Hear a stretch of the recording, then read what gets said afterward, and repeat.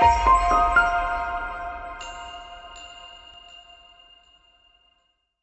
there, my name is Jonathan Peyster, and I'm a product manager at proactive threat intelligence company Silent Push.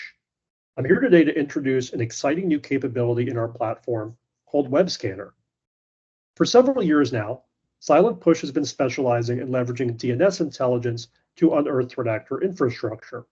We do so to produce our indicators of future attack feeds, which keep our customers aware of threat actor infrastructure as it's being stood up, providing earlier awareness than traditional indicators of compromise can provide. With the launch of Web Scanner, you can now query our IP scanning data set to go beyond a view into infrastructure and see what content is being hosted on it. This is critical for understanding how and if domains are being used nefariously. Some core use cases we anticipate are threat hunting, brand protection, and attack surface intelligence. But as we get Web Scanner into the hands of more users, we anticipate the use cases growing. From a feature standpoint, there are two primary user interface options for Web Scanner. We have a building block style query constructor, and then a more traditional command line interface where you type a query in Silent Push's query language and then receive your results. The results for Web Scanner are provided in a highly customizable table that tailors the interface to your workflow. This allows you to choose specific fields to bring into your table. Additionally, Web Scanner is connected with the rest of Silent Push's intelligence, so you can take any domain or IP in your Web Scanner results and quickly get enrichment data like risk scoring and reputation, as well as to conduct forward and reverse DNS lookups. At the moment, over 90 different fields are queryable using Web Scanner, but this continues to grow, so keep an eye out as we add new capabilities to the platform. Among these capabilities are proprietary Silent Push metrics, and some of these we have at the moment are our header hash value, script hash value, and certificate hash value, which provide some easy pivots to find similar infrastructure across the Web Scanner dataset. Before I jump into the demo, I just want to make it clear that Web Scanner is available to try right now for free on Silent Push's website by accessing our Community Edition.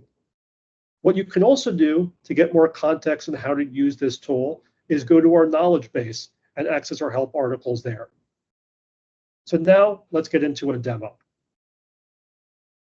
Welcome to the Silent Push Community app. In the available modules on the far left, you'll see Explore Web Data, and in there, you'll find Web Scanner. As noted previously, there are two user interfaces for Web Scanner. There's Command Line Query, which you see here, and then there's Query Constructor.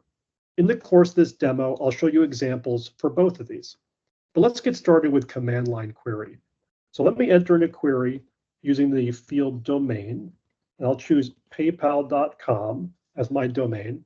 And what you may have seen there is we have type ahead suggestions and context highlighting to make queries easier to run and to write within Web Scanner.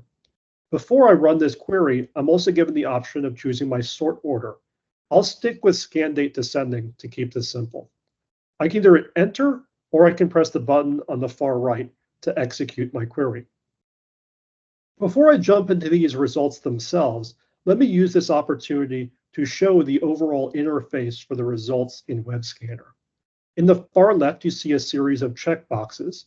If you choose the one in the upper left-hand corner, that will select all the observables on this particular page, in this case, 100 of them. And from there, you can choose to copy the results raw data or to download the results raw data. If you don't want to select all of them, you also have the option of selecting individual or a small collection of results from the Web Scanner results page. And from there, you could then copy or download them. Additionally, you have the ability to control which fields you view in the Web Scanner interface.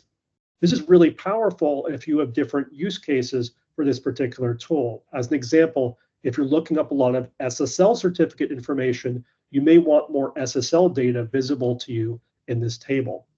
So the way this works here is in the top, you see all the fields that we currently have in our table.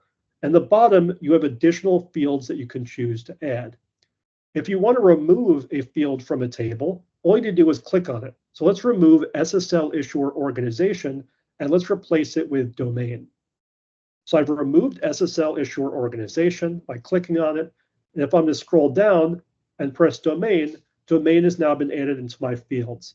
And all I need to do is click out of it, move over to the right, and you'll now see I no longer have SSL issuer organization, but I do have domain as a visible field in my results set.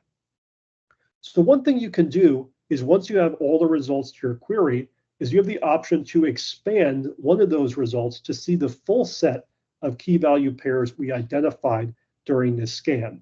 So let's do that for this top result here. This scan of a PayPal domain in Korea. And here you see all the different key value pairs available to you. So you can do a couple of different things here. So let me show you an example here.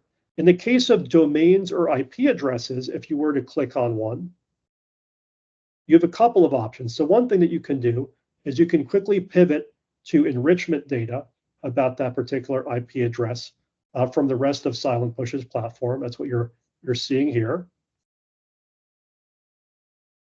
But you also have the ability to query our DNS data set. So if I want to do a reverse lookup of this particular IP address, I just press reverse A, look up PA DNS, and now you'll have the full DNS records associated with that particular IP. So very handy if you ever see a domain name or an IP address in these web scanner results, it's important to note that you have the ability to quickly pivot on them, to enrich them, or to look them up in our proprietary DNS data set. For all these other fields, you'll also see that they're blue and hyperlinked. And the reason for this is you have the ability to quickly add them to your query. So let me find an example for us a second. Here we go. Let's do favicon. So with PayPal and other top brand names, one of the ways impersonators will impersonate them is to impersonate the favicon and or the HTML title field. So let's add this favicon to our query. So the way I do that is I press this particular favicon hash value. And if I press equals for adding it to query, you'll then see it's now been added to my query. So my query is now domain is equal to paypal.com, and the favicon is equal to this particular murmur3 hash. If I were to then run this particular query again, it'll now have restricted all of my results to only ones that have paypal.com as the domain, and that particular favicon hash in the favicon hash field. But what we can do is we can modify our search criteria to then say, I don't want domains that equal paypal.com. I want any domain that is not paypal.com, but happens to be using PayPal's favicon. And I do that by adding a not equal operator in place of the equals operator between domain and paypal.com. So let me execute that search right there. And now, if I scroll to the right, you can quickly see the cases where the PayPal favicon is being used on domains that are not PayPal. And by looking at the domain column and the title column, you can start to get a sense of where there's some malicious infrastructure impersonating PayPal. This is a really powerful use case for Web Scanner, and hopefully this gives you a sense of how you can expand an individual result and add from it to build your query over time.